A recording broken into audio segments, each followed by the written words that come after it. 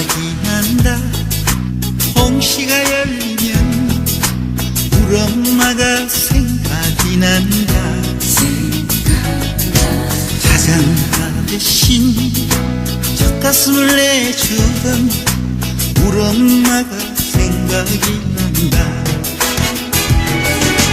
눈이 오면 눈 맞을세라, 비가 오면 비 젖을세라. 험한 세상 넘어질세라. 사랑 때문에 울먹일세라. 그리워진다. 홍시가 열리면 우리 엄마가 그리워진다. 눈에 넣어도 아프지도 않겠다던 우리 엄마가 그리워진다.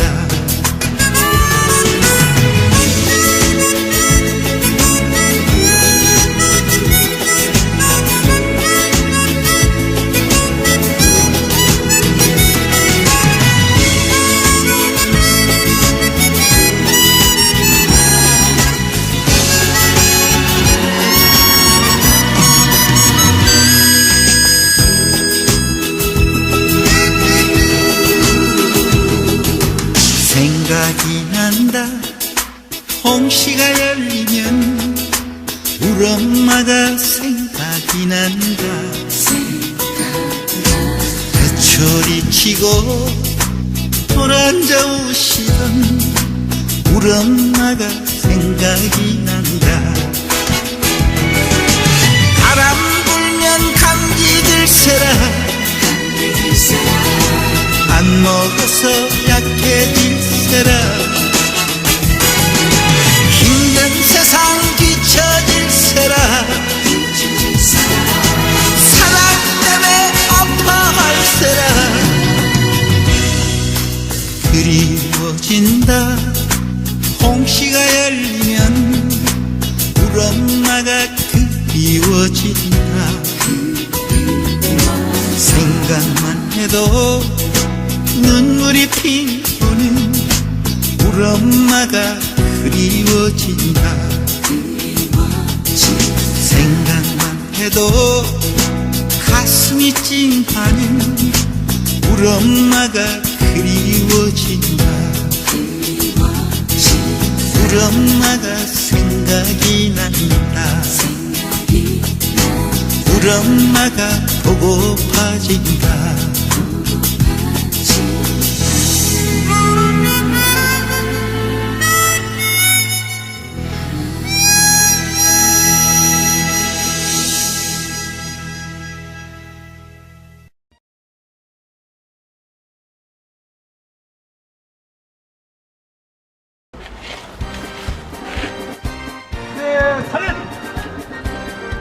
사령관이 계세요. 확인! 충성! 충성! 충성! 높은 산 깊은 곳 적막한 사람 눈 내린 전선을 우리는 간다. 젊은 덕 숨져간 그때 그 자리 상처 입은 노소는 말을 잊었네. 저도요 들리는가 그 성난 목소리. 저도요 보이는가 한 해쯤 눈동자.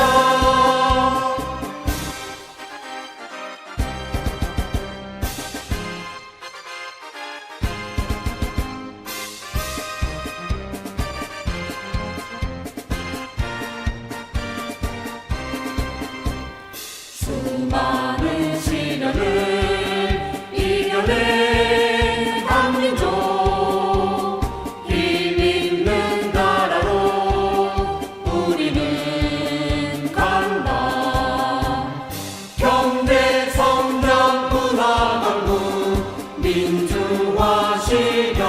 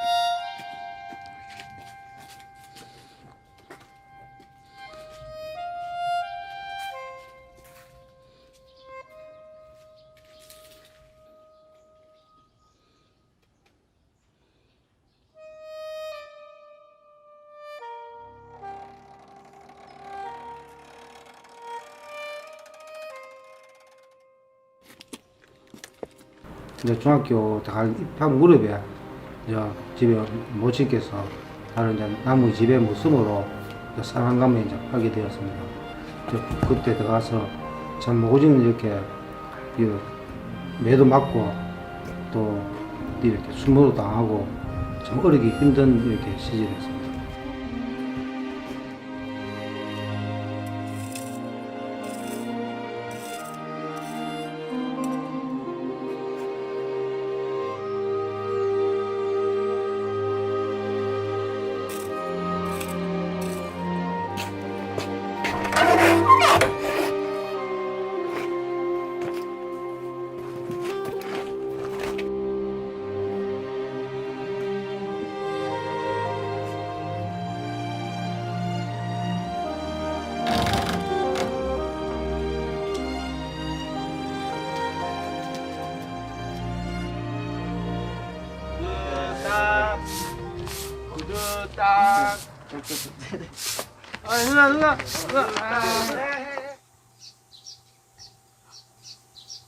제발.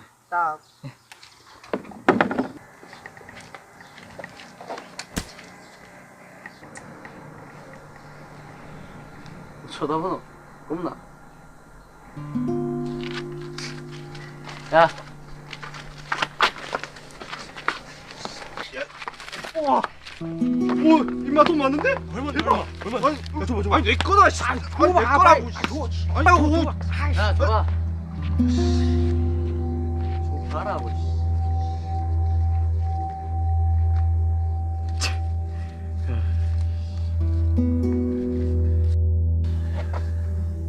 내놔라. 이 자식.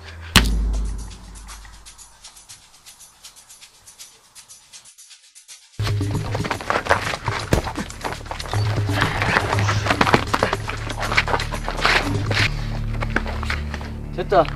놔줘라. 하나 가져가라.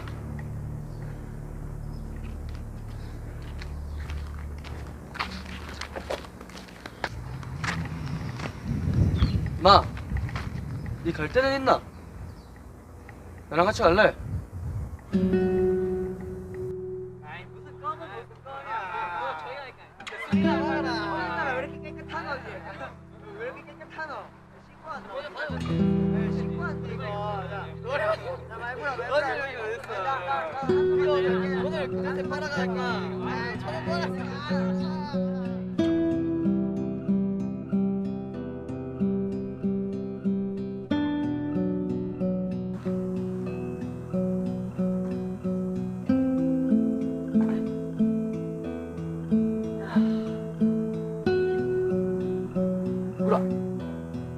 안 먹나?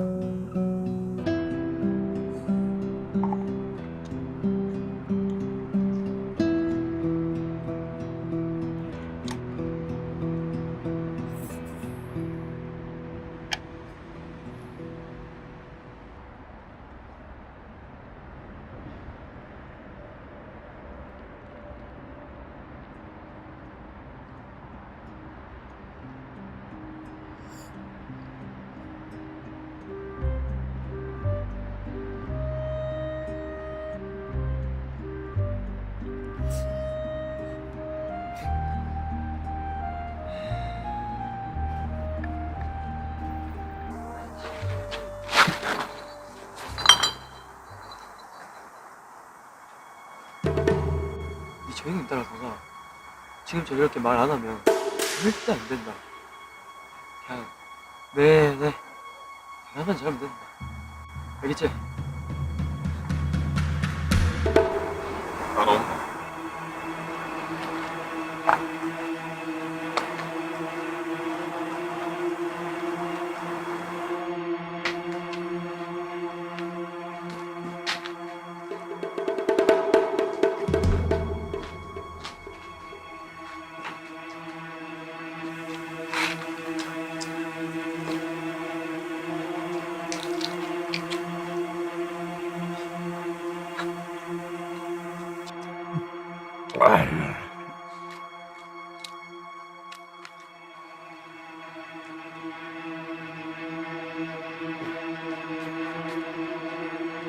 자라.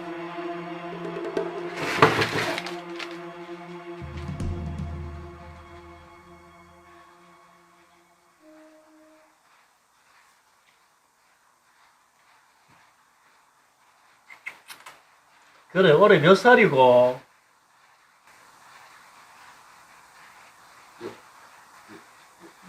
14살입니다. 어머니 아버지는? 없습니다. 그러면 됐네. 야.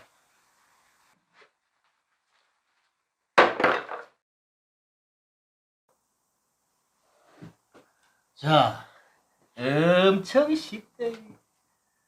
나는 니를 먹여주고, 재워주고, 키워주고, 대신에 니는 구두 닦으락하면 구두 닦고, 끔파락하면 끔팔고, 패락하면 패고, 맞으락하면 맞으면 되는 기라. 간단하지?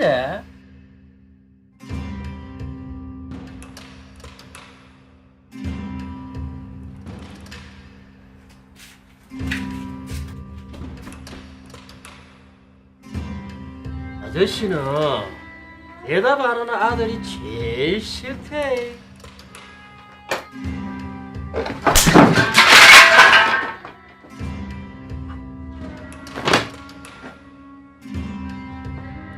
먹여주고 재워준다 하는데 대답을 잘해야지. 자, 지금부터 내가 네 아버지래. 아버지 한번 해봐라.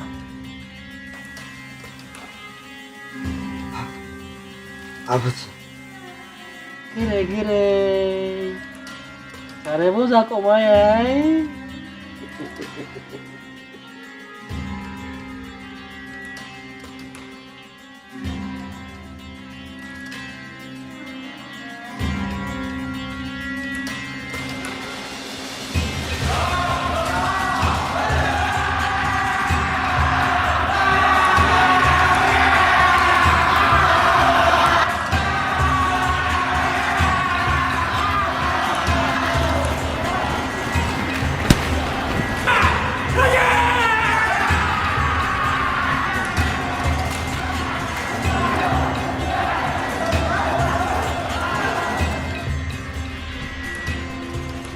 그 낮에는 이제 구두 닦는 일을 하고 밤에는 이제 모여서 이제 다른 구역 사람들하고 구역 이제 과원 사람들하고 이제 폐사을 하는 이렇게 일들을 이렇게 계속 이렇게 연결되었습니다.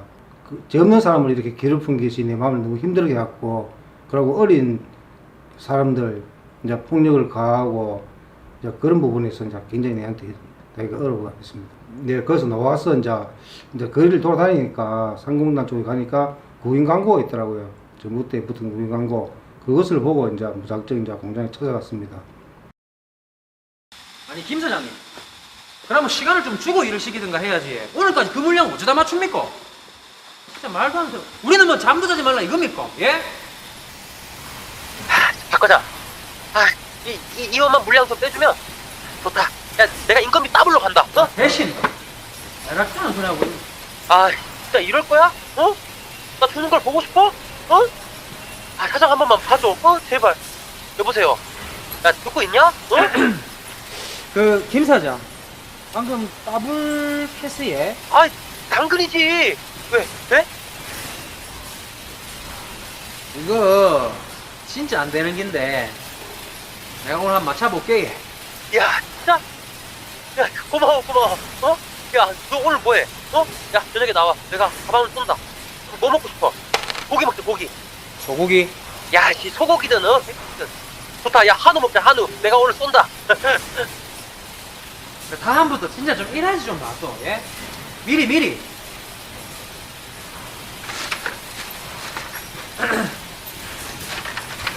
언제 다 했노? 물량 맞추려면 밤새 해야지. 니 소고기 좋아하나? 예? 한우과 한우.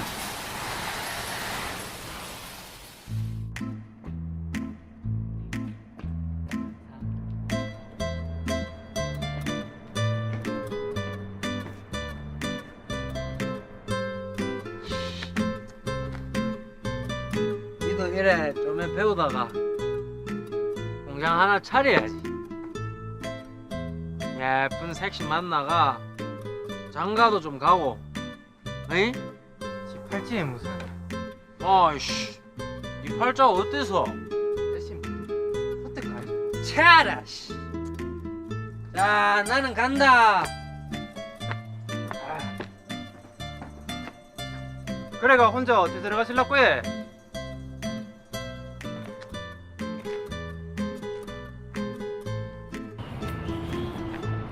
아, 진짜. 야.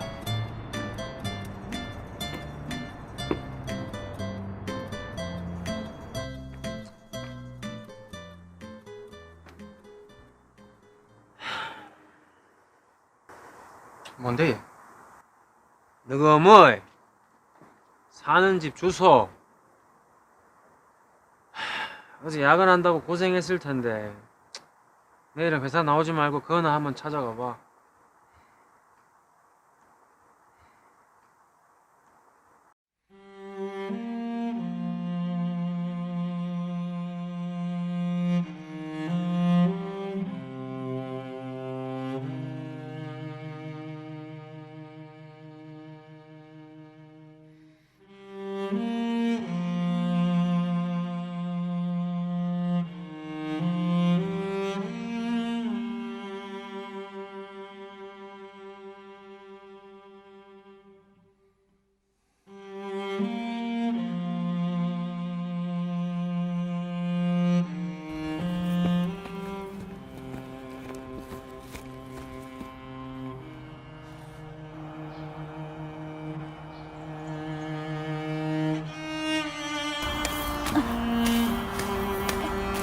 안녕하십니까. 혹시 김필람 씨라고?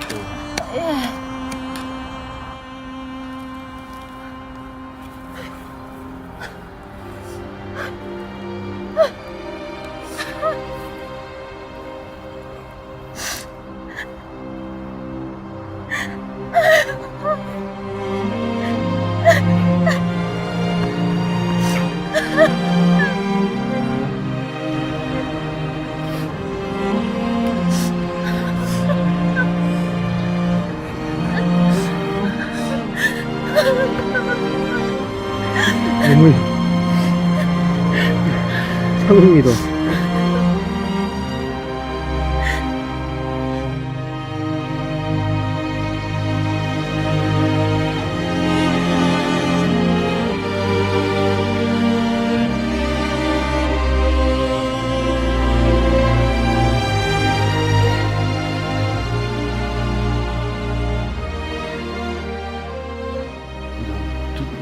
두둥켜 안고 참 많이 울었습니다.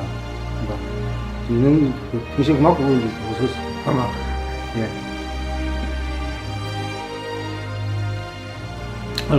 이제 엄마를 만나고 난 뒤에 몇 년 있다가 이제 형제 이제 4명이 또 이렇게 죽는 과정을 또 이렇게 겪을 수 있었습니다. 이제 그 형제 4분을 좀 내 손으로 이제 묻었고, 그리고 또 엄마도 또 그 이제 형들 자식들 먼저 죽는 것을 이렇게 바라보다가 화병으로 또 이제 돌아가시게 되었습니다. 그래서 엄마도 이제 내 손으로 또 묻고, 온 가족이 이제 내 손으로 이제 다 묻는 그런 이제 일이 있었습니다.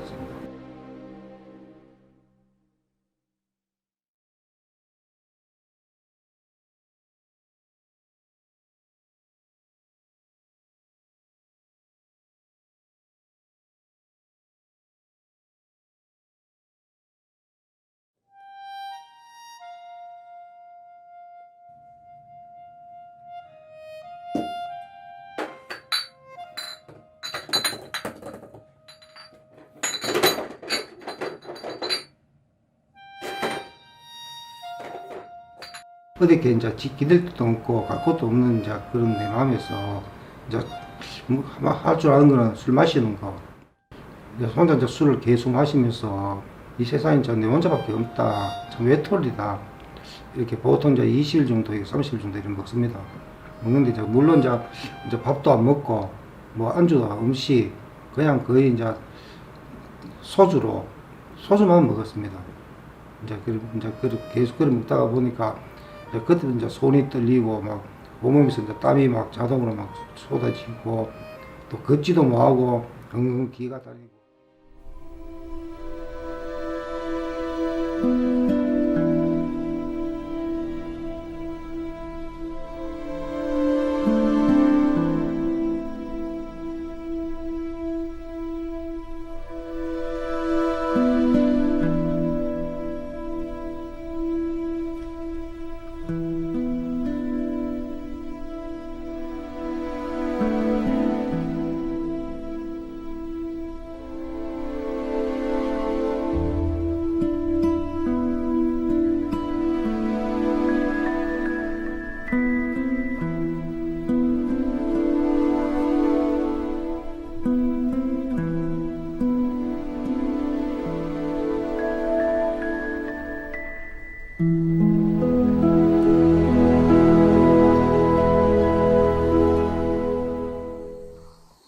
형님,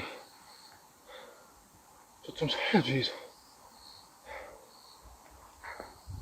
제발, 저 좀 살려주이소.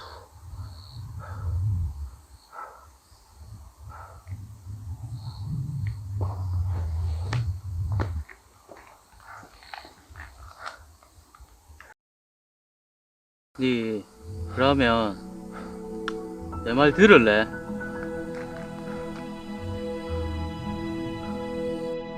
성주에서 사면 농사를 짓고 있는 또 후배 한 명이 또 이렇게 오면은 좋다, 이제 운동타로 좋다 해서 이제 성주에 올라오게 되었습니다. 이제 우리 이제 후배가 농을 짓는 것은 참 모양새도 너무 안 좋았고 여러 가지로 또 돈도 못 받고 있는데 저희 집에 있는 또 송영모 장군 집에 가는 참외가 참 좋았었어요. 좋았고 또 가기도 잘 받고 하다 보니까 이제 자연적으로 이제 그 집으로 자주 이제 놀러 가게 되었습니다. 또 저는 또 여전히 또 술을 여기서 먹었습니다. 성주에서 먹다 보니까 너무 또 많이 먹다 보니까 일어날 힘도 없고 이 상태에서 이제 손님모 장로님 지나가다가 저를 이제 발견하고 이제 왔었습니다. 그래서 내가 이제 거기서 이제 손님모 장로님을 이제 마시게 붙들고 형님 좀 살려주소라고 이렇게 애원했습니다. 내가 또 그때는 길도 없고 또 여기 이제 나도 이제 죽는구나 하는 것도 마음도 이렇게 들고 여기 이제 마지막이다 생각해서 이제 살릴 사람은 이제 저 사람밖에 없다고 해서 이제 손님 장로님한테 이렇게 애원했습니다.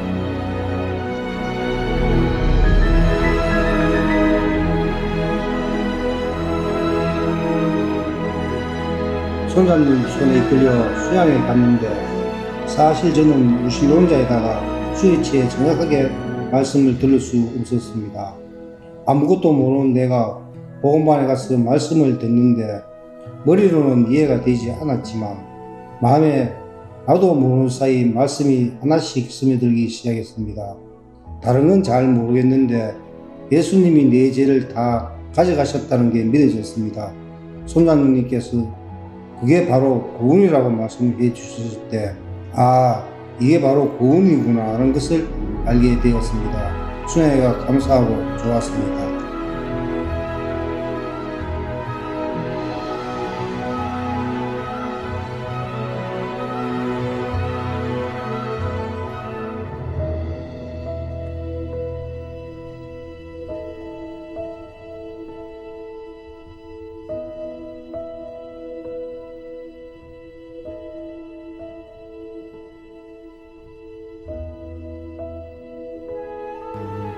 박목사 이제 처음 이렇게 만나 뵀을 때 또 내가 또 가진 이렇게 마음이 제 이런 걸 또 간증을 하고 이 세상에 또 살면서 있었던 일을 이렇게 이야기를 했습니다. 하면서 이제 목사님께서 이렇게 교제해 주시기를 괜찮아. 그 예수님만 믿으면 돼.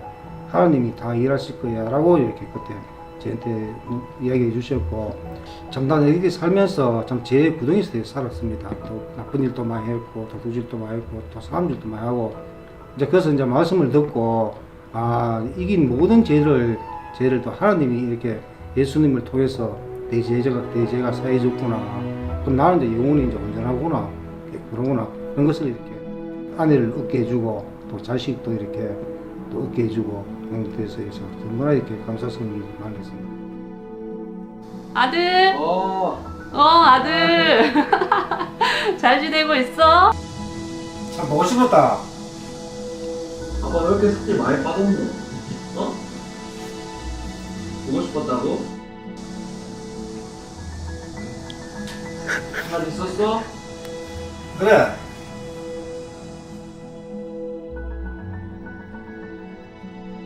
현재 이상우 형제는 성주교회에서 복음을 섬기며 하나님이 주신 아름다운 가정과 함께 너무 행복한 삶을 살고 있습니다.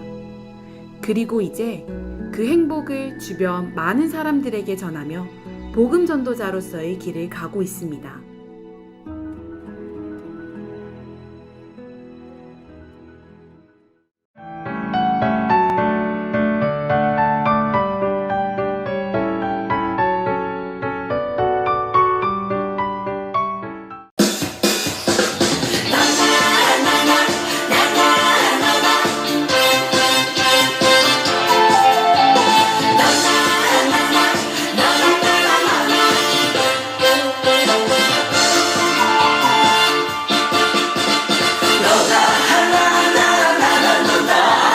똑같은 인생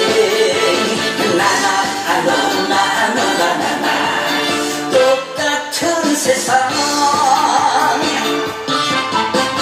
참지고 밟고 살아보아도 너나 나나 거기서 거기 네 거냐 내 거냐 따져보아도 너나 나나 거기서 거기 바람처럼 살아가다 바람처럼 사라지리라 낮은 곳에 내려놓고 웃으며 살아보자 너나 하나 너나 똑같은 인생 나나 너나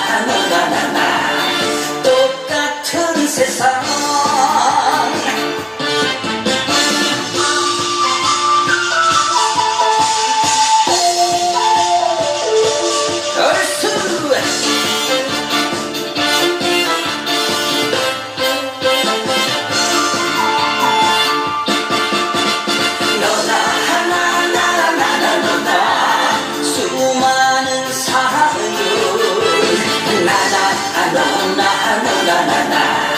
수많은 눈물 지지고 볶고 살아보아도 너나 나나 거기서 거기 네 거냐 내 거냐 따져보아도 너나 나나 거기서 거기 먼지처럼 살아가다 한 먼지처럼 사라지리라 낮은 곳에 내려놓고 웃으며 살아보냐 너나 하나 너나 수많은 사연 나나 너나 수많은 눈물 너나 하나 너나 똑같은 인생 나나 너나 똑같은 세상 얼쑤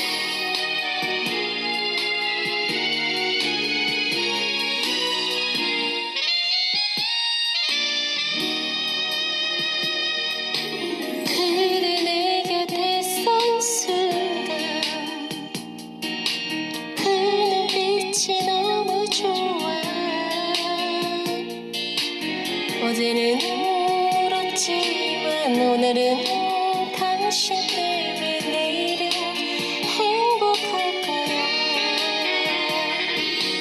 얼굴도 아닌 것도 아니 부드러운 사랑만이 필요했어요. 지나간 세월 모두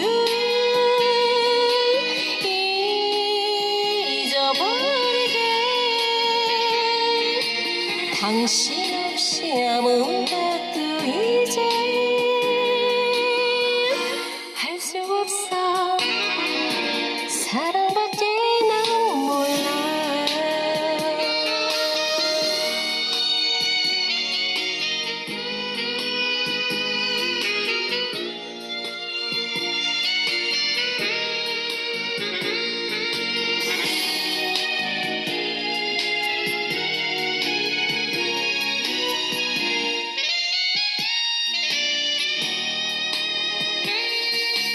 무심히 버려진 날 위해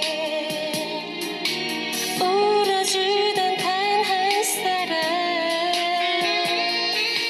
커다란 어깨에 기대고 싶은 꿈을 당신은 깨지 말아요.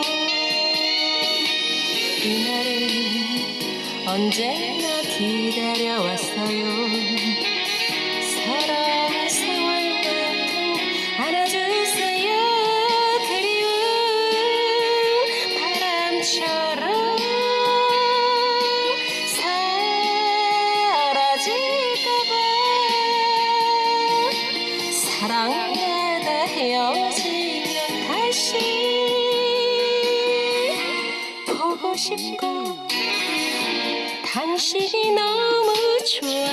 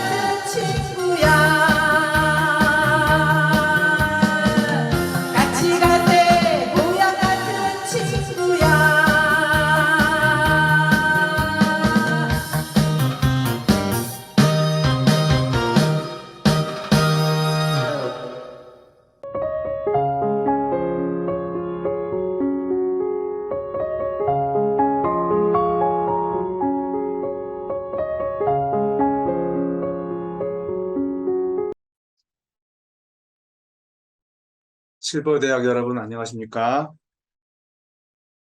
이렇게 봄에 이어서 여러분들을 온라인으로 만나 뵙게 돼서 반갑습니다. 저는 오늘 한 알의 미랄이라는 주제로 여러분들과 마인드 강연을 나누고자 합니다. 여러분, 제가 얼마 전에 이 황현필 역사학자 그 강연도 하고 하시는 분인데요. 이분의 이순신의 바다, 그 바다는 무엇을 삼켰나 2021년도에 집필한 책인데요. 이 책을 이렇게 읽으면서 굉장히 감동되는 부분이 있어서 여러분들과 함께 이야기를 하고자 합니다. 여러분, 이순신 장군 하면 다들 알고 계시죠?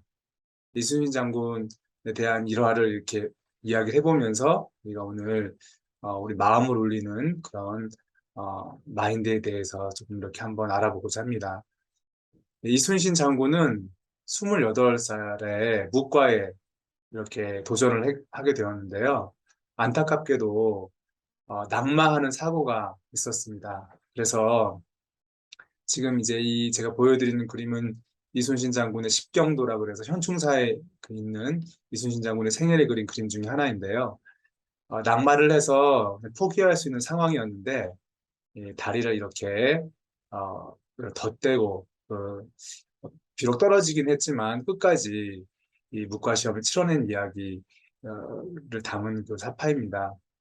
결국 이 시험에서는 떨어졌지만 4년 후에 다시 이렇게 도전해서 묵과 시험에 합격을 하게 됩니다. 그의 나이 32살이었고요.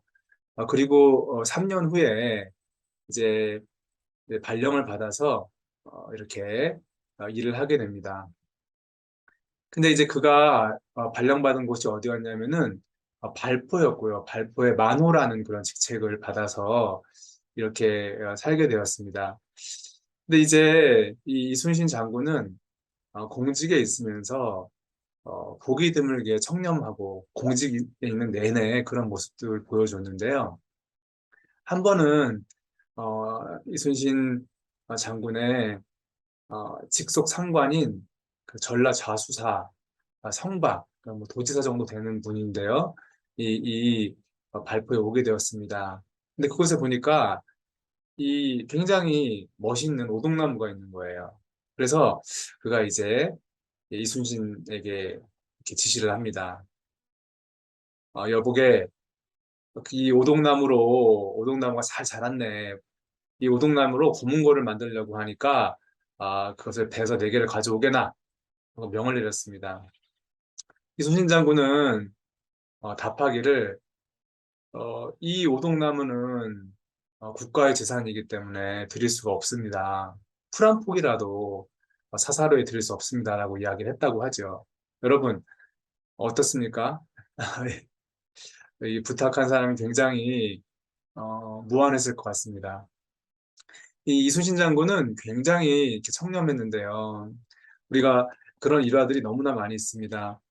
그러니까 보통 이 공직 사회나 이런 곳에서 그렇게 행동을 하면 사람들이 어떨까요? 예, 굉장히 또 그걸 성품을 높이 사는 사람도 있겠지만 시기하고 또 눈에 가시처럼 여기는 사람들도 있는데요.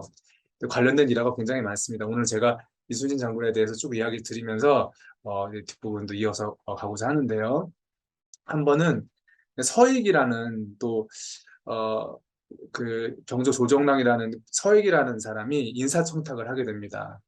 그 이순신에게 인사청탁을 하게 되니까 그것을 받아줄 이순신이 아니었죠. 그러니까 그가 앙심을 품고 있다가 결국 이제 그를 파직에 이르기까지 이렇게 하게 됩니다.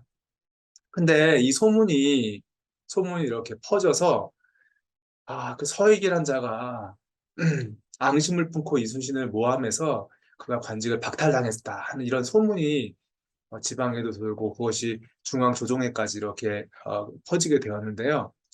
이순신 장군의 이렇게 조카뻘 되는 사람이 있었는데 그가 누구냐면은 여러분도 잘 아실 겁니다. 율곡이, 율곡이가 중앙정계에 굉장히 이렇게 명망이 높은 사람이었는데 그 이야기를 이렇게 들었어요.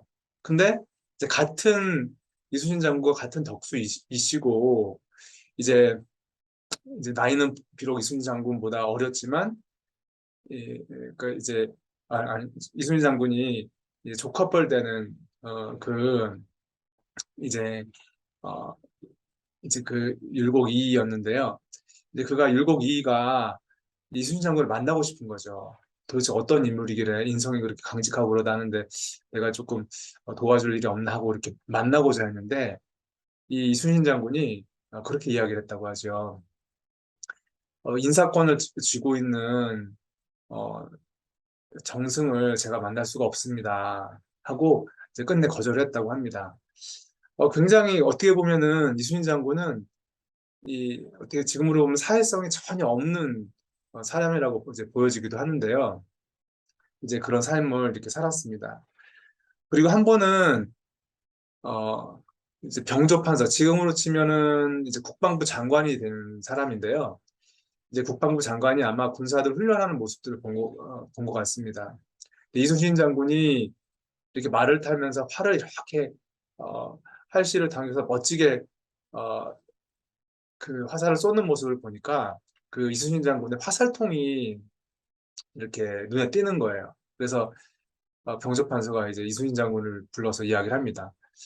자네 오늘 활솜씨가 굉장히 멋졌는데 자네가 차고 있는 그 화살통 그걸 나에게 줄 수 있겠나? 하고 그렇게 요청을 했다고 합니다. 이순신 장군이 어떻게 이야기했을까요? 예, 그렇죠. 이런 대답을 했다고 하죠. 병조판서께서 원하시면 이 화살통을 드리는 것은 어려운 일이 아닙니다. 그러나 제가 이 화살통을 드리면 병참께서 부하의 화살통이나 바라는 그런 인물로 오해받을까 두렵고 저 또한 상전에게 화살통이나 바쳐서 출세하려는 사람으로 오해받을까 두렵습니다 라고 이야기를 했다고 합니다. 예, 여러분 어떠세요? 이순신의 이 사람됨을 보고 감동을 받은 사람도 많았지만 정말 이 시기와 또 질투를 많이 했을 것 같지 않습니까? 실제로 그런 일들이 많이 이렇게 일어났죠. 이순신 장군은 이제 뭐 여러 가지 일화가 있는데 이제 한 번은 이제 이순신 장군을 굉장히 이렇게 아껴주었던 정원신이라는 그런 분이 있었는데 이제 병조 판서까지 지낸 분이죠. 국방부 장관까지 지낸 분인데 그 이제 모반 사건 정여립 같은 이제 그 집안인 정여립이라는 사람이 정여립이라는 자가 이제 반역을 일으켜가지고 그가 이제 반역죄로 처벌을 받게 되는데 이때 조선시대에는 연좌제가 있지 않았습니까? 그래서 내가 잘못하지 않아도 반역을 하거나 모반을 하게 되면은 여러 가족들이 친인척들이 이렇게 같이 형사리를 하고 죽임을 당하고 그렇게 했는데 그것과 이제 관련이 되어서 이제 정원신 장군 병조판서도 옥살이를 하게 된 것이죠. 여러분도 어떻습니까? 그렇게 집안이 풍비박산이 나고 하니까 사람들이 가까이 하려 하지 않겠죠. 근데 이순신 장군은 그 사람들의 만류에도 불구하고 병조판서였던 그 정원신을 찾아갔습니다. 찾아갔는데 그 옥에 보니까 옥졸들이 굉장히 이제 막 나태하게 근무를 하면서 또 술에 취해서 막 있었다고 합니다. 여러분들 같으면 어떠세요? 누가 이제 그렇게 은혜를 베풀어 주어서 그렇게 찾아갔더라도 임금과 조정과 많은 신료들이 그렇게 이제 중앙정계에서 퇴출당하고 정말 반역자로 찍힌 사람을 찾아가는데 그렇다면 옥졸들한테도 은혜를 입어야 되잖아요. 근데 이순신 장군은 그렇게 이제 호통을 쳤다고 하죠. 일국에 정승을 지는 분이 옥에 계신데 예의를 갖춰야지 너희들이 무엇을 하는 것이냐 하고 그렇게 호통을 쳤다고 합니다. 이순신 장군의 사람됨이 참 그런데 강직하고 올곧고 또 옳은 일을 위해서 이렇게 그런 삶을 살았던 분인데요. 이순신 장군은 또 이제 어머님을 향한 그 효성도 굉장히 지극했다고 하죠. 그 이순신 장군이 이렇게 발령을 받아서 뭐 정읍 현감으로 정읍 현감으로 이렇게 갔을 때 이순신 장군의 어머니, 아버지도 돌아가시고 또 두 형님도 돌아가시고 하는 바람에 형수들과 많은 조카들이 있었다고 합니다. 근데 이제 이렇게 그 어머니와 또 형수들과 조카들을 이렇게 데리고 그 현감으로 가니까 주변에서 말이 많았다고 해요. 근데 이제 이순신 장군은 이제 내가 정말 사람들의 비난을 받더라도 이 갈 데 오갈 데 없는 형수와 조카들을 내가 버릴 수가 없다. 내가 남솔의 죄를 짓더라도 남솔이라는 것은 이 많은 식소들을 데리고 다니면서 이렇게 뭐 그 관직에 있는 자가 그렇게 하는 그런 짓는 죄를 이야기하는데요. 남솔의 죄를 짓더라도 내가 차마 형수들과 조카들을 버릴 수가 없다 하면서 그들을 거두었다고 합니다. 그리고 어머니는 이렇게 전라 좌수사와 이렇게 삼군 통제사로 이렇게 있을 때 어머니를 이제 모셔와서 직접 뭐 이제 같은 곳은 아니었지만 찾아뵙기도 하고 굉장히 애틋하게 어머님을 섬겼다고 이렇게 하죠. 이순신 장군이 이런 성품을 지닌 분인데 우리가 이제 좀 잘 아시겠지만은 이제 그가 전라 좌수사가 되고 이제 사실은 이제 주변에 굉장히 이렇게 시기 질투하는 사람이 많았던 것이죠. 특히나 이순신 장군 시대에 그 임금님이 선조였는데 이 선조는 굉장히 그 시기가 많고 굉장히 이렇게 성품이 좁은 시야가 좁고 그런 사람이었는데요. 근데 이제 그가 정말 이제 중앙에 그런 마음을 가지고 있으니까 신하들이 왜 이렇게 몰입애들 같은 신하들이 그 임금의 마음을 읽고 또 이제 이 이순신 장군을 이렇게 몰아붙이고 또 파직도 시키고 했는데 중앙에서도 굉장히 이제 이순신 장군에 대한 평가가 엇갈렸습니다. 왜냐하면 이순신 장군은 자기가 그 입신을 하고 공명하기 위한 이름을 세우기 위한 그런 어떤 제스처도 하지 않았고 다만 묵묵히 그 자리에서 일을 했기 때문에 제대로 그 사람을 볼 줄 아는 분들은 이순신 장군을 높이 샀고 그렇지 않은 그런 소인배 같은 자들은 이제 그를 헐뜯고 그 자리에서 끌어내리기에 급급했죠. 근데 그 이순신 장군을 알아본 유성룡 이분 굉장히 유명한 유학자이시지 않습니까? 네, 이분이 이제 그렇게 이순신 장군에 대한 그런 시시비비 또 이렇게 말들이 많으니까 어떻게 하냐면 이분 이제 인사권을 쥐고 있고 그런 분이었는데 이제 이순신 장군을 정읍 현감으로 발령을 냅니다. 발령을 내는데 이제 가는 도중에 또 이제 진도 군수로 발령을 내버리는 거예요. 그러니까 이순신 장군이 정읍으로 갔더니 얼마 안 있다가 진도 군수가 진도로 가라는 발령을 듣고 또 이제 거처를 옮기려고 하는데 또 이제 그 며칠이 되지 않아서 가리포진 첨사 정삼품으로 발령을 내고 이제 마지막으로 전라 좌수사 정삼품에 이렇게 발령을 내게 됩니다.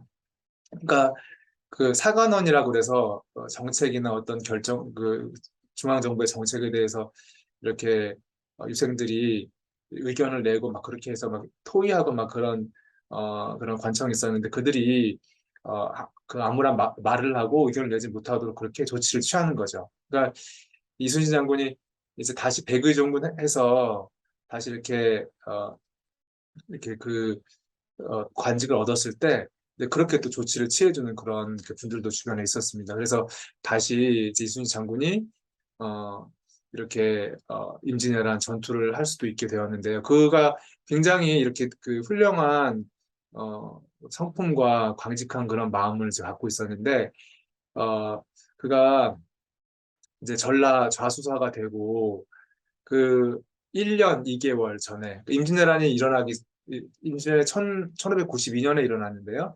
그 1년 2개월 전부터 굉장히 그 진영을 정비했다고 하는 건 익히 잘 알려져 있습니다. 그래서 네, 보시면은 이제 전라 좌수사가 된 이후에 행정 관련된 것을 정비를 하고 그가 이제 그 전쟁을 예측을 하게 된 것입니다. 그래서 이제 보니까 일본 군들은 이 해전을 많이 해보았고 굉장히 기동력이 빠르고 그리고 이제 일단 전투가 일어나면은 이제 가까이 접근해가지고 배에 올라타서 이제 등선 육박전술이라 그래서 달려들어가지고 이제 칼과 이렇게 조총과 이런 것들을 조총을 쏘고 칼로 이렇게 제압해가지고 이렇게 전투를 치르는 그런 것들을 알아서 고민을 하다가 이 판옥선을 제조하게 되는데요. 판옥선은 그 이 높이가 2층으로 높고 그리고 그 이제 일본군이 이렇게 가까이 근접해가지고 이렇게 덮쳐서 사람들을 죽이고 하는 그런 것들을 막기 위해서 위에 덮개를 쌓고 그리고 또 이렇게 고민하다가 이 일본군은 조총을 이렇게 쏘고 굉장히 기동력이 빠른데요. 당시 우리 그 조선은 굉장히 세계적으로 앞선 기술이 있었습니다. 그게 뭐냐면 총통 기술이거든요. 그러니까 쉽게 생각하면 대포죠. 대포. 천자총통, 지자총통, 황자총통 이런 큰 이제 대포들이 그 크기마다 다른 것들이 있었는데 그런 기술이 굉장히 좋았다고 합니다. 그래서 이순신 장군이 그 부임제 발령을 받자마자 그런 총통들을 굉장히 많이 이렇게 제조를 하고 그리고 거기에 들어갈 화약이나 포탄들도 만드는데 굉장히 이렇게 심혈을 기울였다고 합니다. 그리고 정말 이 이순신 장군이 그렇게 좋은 무기와 이렇게 배만 준비한 것이 아니라 군사들에게도 굉장히 이렇게 군사들 훈련을 시켰다고 합니다. 그래서 특히 이 이제 배를 움직이는데 가장 중요한 역할을 하는 사람들이 있는데 그들이 누구지 혹시 아시겠습니까? 누구냐면 바로 노를 젓는 그 격군이라고 하는 노군이라고 하는 그런 사람들인데요. 근데 그들이 대부분 이렇게 노예들이 그렇게 많았다고 합니다. 이름도 없고 그냥 팔려온 노예들이었는데 이순신 장군은 이 격군이 굉장히 힘들다고 하죠. 계속 노를 져야 되고 이게 이 격군들이 잘못 움직이면 이게 기동력이라든지 이게 전투에 굉장히 이제 영향이 있는데 그들을 훈련하면서 뭐 이름도 없고 그냥 이렇게 노예로 불려온 그런 격군들이 많았는데 그들에게 이름도 지어주고 또 그들만을 위한 잔치도 베풀어 주었다고 합니다. 그리고 그것뿐만 아니라 그 임진왜란이 일어나기 전에 1월부터 3월까지 한겨울이지 않습니까? 그 30여 회의 활쏘기 대회를 했다고 합니다. 그러니까 평균적으로 3일에 한 번씩 활쏘기 대회를 이렇게 해서 병사들이 굉장히 활쏘기에 이렇게 능수능란하게 명사수가 되도록 그렇게 훈련을 했다고 합니다. 그런 것뿐만 아니라 정말 굉장히 그 군사들 훈련을 하고 또 진영을 어지럽히는 또 도망을 가려고 했던 그런 이제 부하를 참수하는 그런 일을 통해서 군율도 세우고 그런 이제 모습들을 이렇게 보였는데 이순신 장군은 또 전투에서 이렇게 이기면 굉장히 승리에 젖을 수가 있는데 이 전투를 하다가 사망한 그런 병사들은 꼭 장례를 치러주고 배에다가 그 시신을 실어서 고향을 보내줬다고 합니다. 그 이름도 없고 정말 정말 그 어떻게 보면은 하찮을 수 있는 그런 격군들, 노예 격군들도 예외 없이 그렇게 예를 갖췄다고 합니다. 그래서 우리가 임진왜란의 큰 승리를 이렇게 우리가 이순신 장군을 통해서 맛볼 수가 있었고 또 이순신 장군이 1592년부터 97년까지 이렇게 제독으로 있는 동안 단 한 척의 판옥선도 잃지 않았다고 하죠. 그것은 굉장히 세계 해전사에서도 우리나라이기 때문에 잘 알려져 있지 않은 것인데 이거는 굉장히 훌륭하게 높이 평가를 받고 있는 그런 부분입니다. 그래서 영국의 넬슨 제독이나 거기에 그 이상되는 그렇게 평가를 받고 있는 그런 부분인데요. 굉장히 이 이순신 장군이 이렇게 훌륭하게 전투를 치루어내고 또 우리가 너무나 잘 알고 있지만 그 조정에서 그 임금과 선조와 또 그 간신들이 그를 모함하고 해서 큰 어려움을 겪고 옥살이도 하고 했지만 이제 그가 그것에 연연하지 아니하고 끝까지 그 소임을 다했는데요. 이순신 장군이 이렇게 조정에 올린 장계들이나 이런 그런 글들을 보면 굉장히 그 이순신 장군의 마음이 잘 나타나 있습니다. 보면 나는 내가 세운 공은 하찮고 정말 티끌만한 공로를 베풀었을 뿐인데 얼굴에 군사들에 대한 부끄러움이 있을 뿐이다라고 그렇게 고백을 하기도 하죠. 정말 이분은 나라와 민족을 위해서 자기를 돌아보지 않고 일심에 어떤 명예라든지 자기가 잘 되는 것이라든지 그런 것을 생각하지 않는 분이었습니다. 우리가 정말 그 이순애라는 풍정등화 같은 그런 우리 역사의 큰 이제 위기였고 국토가 굉장히 많이 황폐화되고 많은 사람들이 죽은 그런 전쟁이었지만 이렇게 위국 헌신한 이런 분이 있어서 이순신 장군 같은 분이 계셨기 때문에 우리가 이렇게 우리나라를 지켜낼 수가 있었는데 그래서 우리가 이순신 장군을 성웅이라고도 하지요. 그 제가 뭐 정탁의 구명운동 그래서 그 이제 이 정탁이라는 사람이 이제 그 이순신 장군이 이렇게 선조의 미움을 받아서 이제 사학을 받고 죽어야 되는 그런 위치까지 갔는데 선조의 마음을 자극하게 됩니다.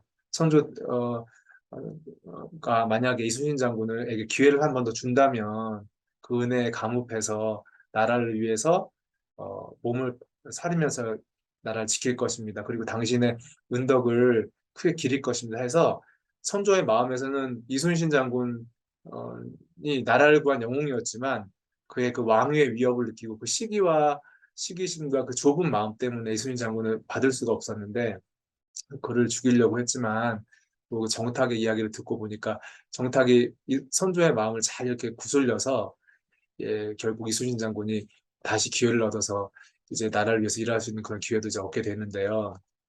여러분 이 장군의 이렇게 자손들도 이렇게 보시면 이제 삼남 이명 같은 경우는 이순신한테 전사를 하고 막 그렇기도 하고 그 현충사에 그 무덤이 있기도 한데 그 자손들이 대대손손 보시면은 항일 의병 활동 그리고 또 임시정부 수립에도 기여하고 또 신흥무관학교 교장도 하고 정말 이렇게 대단한 이렇게 그 자손들조차 정말 이 나라와 민족을 위해 헌신한 모습들을 이렇게 볼 수 있습니다.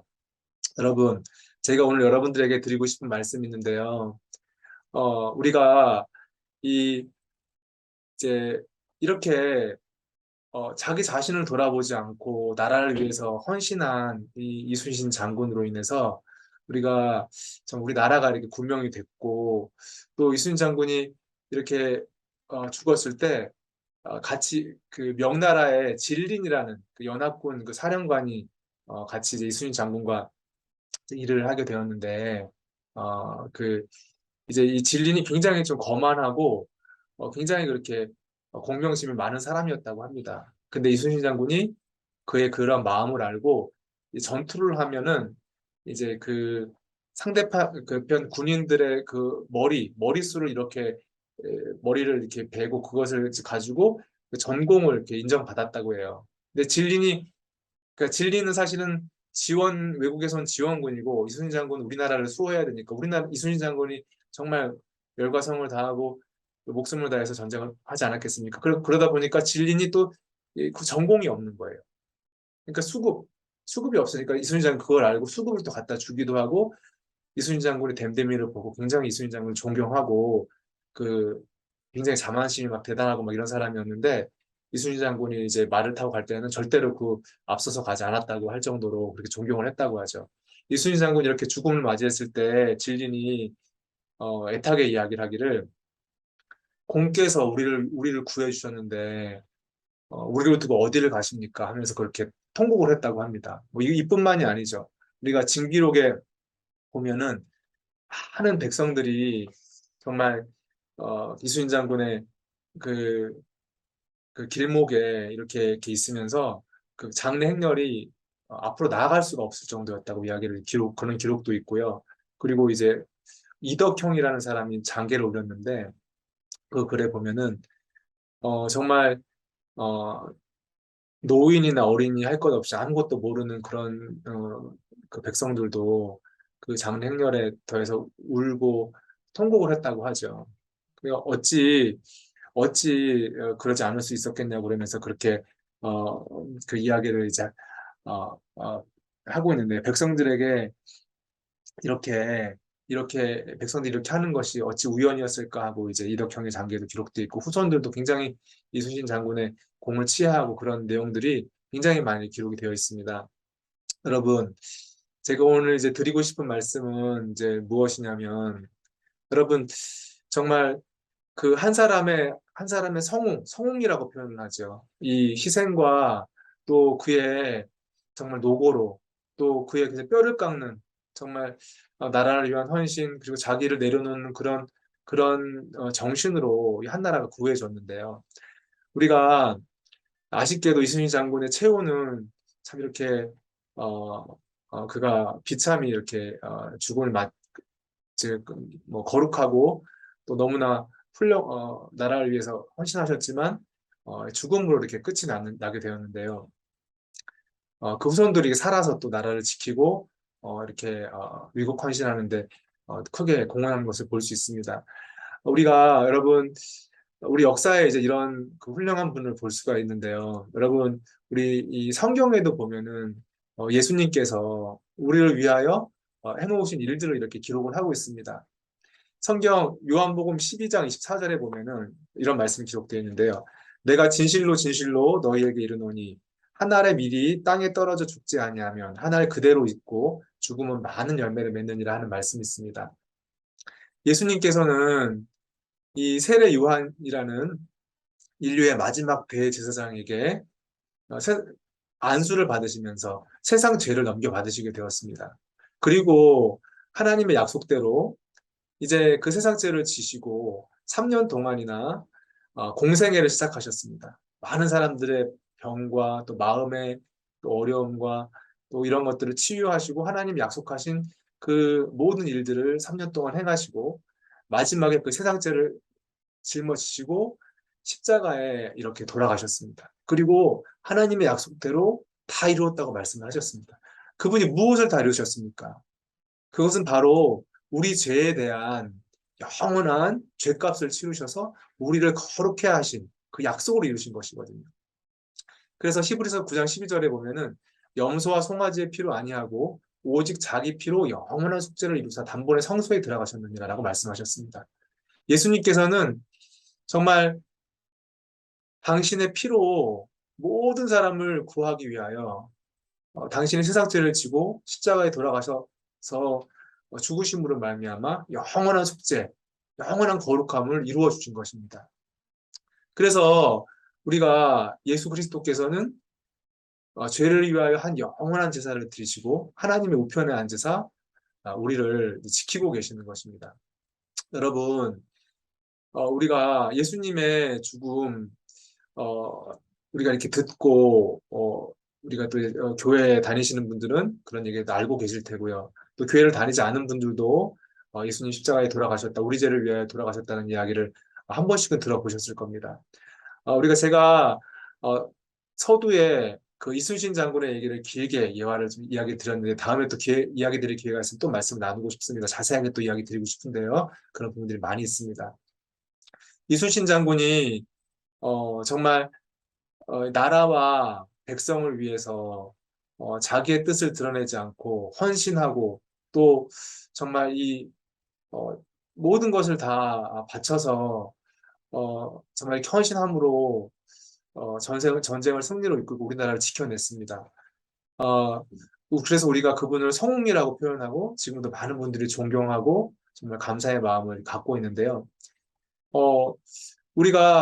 우리 그 한 나라, 한 민족을 위해서 희생한 그 위인도 그렇게 크게 우리가 마음에 칭송하고 마음에 이렇게 두고 있는데 예수 그리스도께서는 신분이 사람이 아니라 하나님의 아들로서 이 땅에 오셔서 모든 사람의 죄를 위하여 돌아가셔서 한 나라를 구한 것이 아니고 또 어떤 한 민족을 구한 것이 아니라 저와 여러분 그리고 온 세상, 이 세상에 태어나게 된 모든 사람들을 당신의 피값으로 구원하셔서 우리가 영원한 천국에 갈 수 있도록 그렇게 그 길을 열어놓으신 것입니다.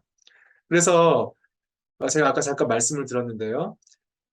요한복음 12장 24절 신약성경입니다.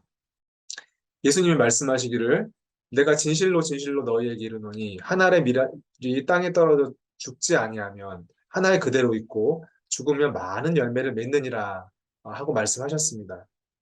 우리가 이 이순신 장군처럼 또 예수 그리스도처럼 예수 그리스도가 당신이 직접 죄를 짊어지고 모든 세상 죄를 짊어지고 죽으셔서 그 죄를 다 해결하셨기 때문에 이제 우리가 이 땅의 많은 사람들이 어, 하나님과 함께 할 수 있는 하나님의 자녀가 되어서 또 죄 없이 의롭다함을 얻어서 영원히 천국에 갈 수 있는 그 길을 열어주신 것입니다.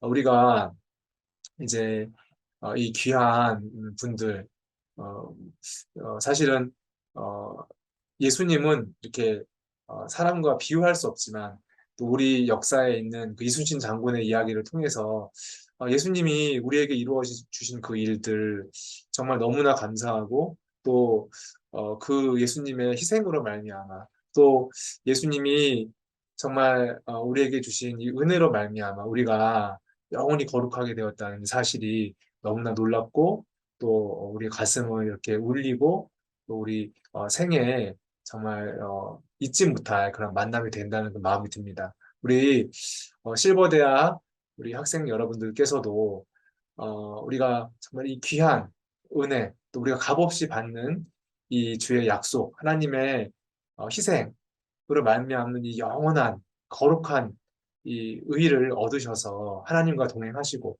또 하나님의 거룩한 의를 얻으신 분들은 이제 나를 위해 살지 아니하고 우리 남은 삶은 예수 그리스도께서 우리를 구원하신 것은 구원받고 천국에 오는 것도 목적이지만 이제는 우리를 위하여 살던 우리의 죄와 나를 세우고 정말 나만을 위해서 살던 그 삶을 뛰어넘어서 정말 온 인류와 또 많은 사람들을 위해서 희생하신 예수 그리스도처럼 예수 그리스도를 믿는 믿음으로 이 세상을 살게 하기 위해서 우리를 구원하셨다고 하셨습니다. 우리 실버 회원님들도 그 예수님의 마음과 동행하면서 복된 하루하루를 보내시기 바랍니다. 예, 오늘 제 마인드 강연은 여기서 마치겠습니다. 감사합니다.